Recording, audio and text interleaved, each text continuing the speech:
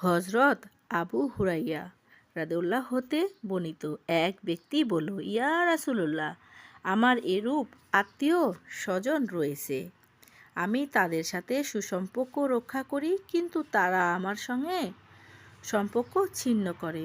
আমি তাদের সঙ্গে সৎ ব্যবহার করি, কিন্তু তারা আমার সাথে খারাপ ব্যবহার করে।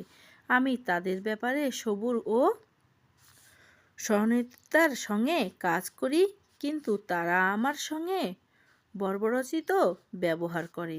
তিনি বললেন, তুমি যেমন বলেছ, সত্যিই যদি এমনটি হয়ে থাকে, তবে তুমি যেন তাদের মুখে গরম আগুনের কণা নিক্ষেপ করেছ।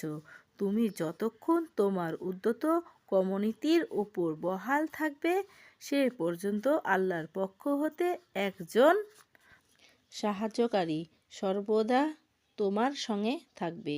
তিনি বললেন, অনিষ্ট থেকে তোমাকে হেফাজত করবে। সুবহানাল্লাহ, আলহামদুলিল্লাহ। আল্লাহ কত মহান।